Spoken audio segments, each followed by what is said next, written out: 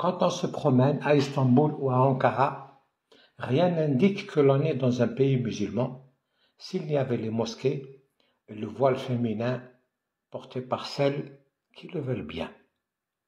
C'est un parti islamiste qui est au pouvoir, mais la constitution est toujours laïque. Le portrait de Mustafa Kemal Atatürk accroché partout, y compris dans le bureau d'Erdogan, le président. Les partis islamistes arabes disent tous vouloir s'inspirer de l'expérience de l'AKP de Tayyip Erdogan, qui signifie, l'AKP, Parti de la justice et du développement. Le modèle turc est cité en exemple, d'abord parce qu'il n'y en a pas d'autres, ensuite pour rassurer sur leurs intentions modernistes et démocratiques. La Turquie a réalisé des avancées sociales, économiques et diplomatiques considérables au cours des 2 dernières décennies qui correspondent justement à la gouvernance islamiste. Elle occupe aujourd'hui la 16e place dans le classement économique mondial et la 6e en Europe. L'AKP n'a pas gagné l'adhésion de la majorité des Turcs et le respect international en fanatisant ses membres, en opposant les croyants aux non-croyants, en promettant de bouleverser la vie des Turcs, en s'engageant à rétablir le califat, eux qui l'ont détenu jusqu'en 1923, mais en se tournant vers les défis du monde moderne et en s'appropriant les attributs de la modernité. L'islam turc n'a pas été infecté par le salafisme et le djihadisme, comme les partis islamistes apparus dans le monde arabe.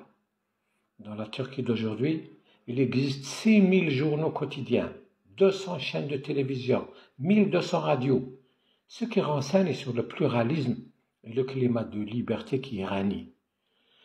Le premier parti politique à coloration islamiste a fait son apparition en Turquie en 1970, sous le nom de Parti de l'Ordre National. Une année après, il est dissous.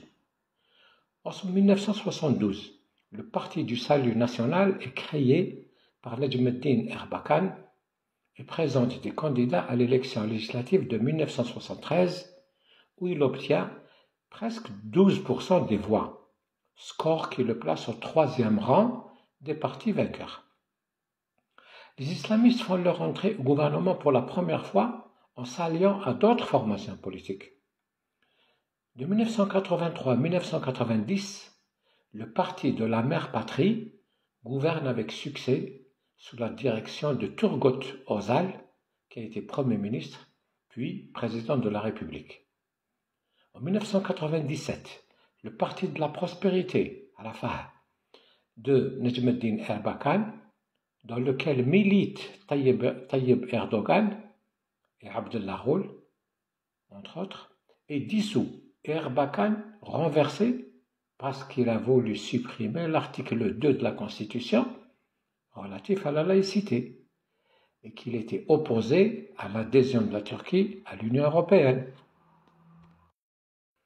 En 2021, Erdogan et Abdullah Gül créent l'AKP, qui se réclament des idées modérées et de l'œuvre de Turgut Özal, et prennent leur distance des positions jugées extrémistes d'Erbakan. En 2002, la nouvelle formation politique gagne les législatives. Depuis, elle est au pouvoir sans interruption. L'AKP n'a gouverné seule qu'après 40 ans de cohabitation au Parlement et au gouvernement avec d'autres forces politiques, et après avoir dirigé de grandes villes comme Ankara et Istanbul, dont Erdogan a été le maire pendant des années. C'est dans ces fonctions électives que les cadres de l'AKP ont fait leur apprentissage de la gestion des affaires de l'État. 2 facteurs capitaux sont à l'origine du succès de l'islamisme turc. Et ça, c'est vraiment un paradoxe. La laïcité et l'adhésion à l'Union européenne. La laïcité a servi l'AKP plus qu'elle ne l'a desservi, contrairement à tout ce qu'on peut penser.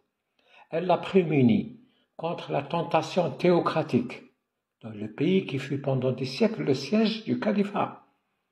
Elle l'a prémuni contre le charlatanisme dont sont coutumiers les partis religieux arabes. Et elle l'a prémuni de l'hostilité de la communauté internationale. Elle lui a fermé la voie de l'obscurantisme et lui a assigné une ligne rouge à ne pas franchir celle des libertés individuelles. D'un autre côté, la laïcité l'a innocenté aux yeux des islamistes radicaux, qui ne pouvaient pas lui reprocher de ne pas appliquer la charia, puisque la laïcité figure toujours dans la constitution turque. Elle le libérait de l'embarrassante obligation d'avoir à appliquer des prescriptions coraniques, certes, mais non moins inapplicables de nos jours. Amputation, lapidation, statut de dhimmi pour les non-musulmans, etc. Quant au processus d'adhésion de la Turquie à l'Union européenne, il a conduit à une mise à niveau du dispositif juridique et institutionnel de la Turquie pour l'harmoniser avec celui des États membres de l'Union européenne. Il lui a balisé le chemin vers l'économie de marché. Mais, plus important encore, il a protégé l'AKP des interventions intempestives de l'armée.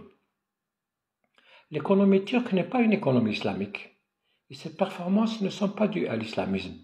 C'est une économie de marché aussi classique et libérale que celle des pays européens auxquels elle est étroitement liée.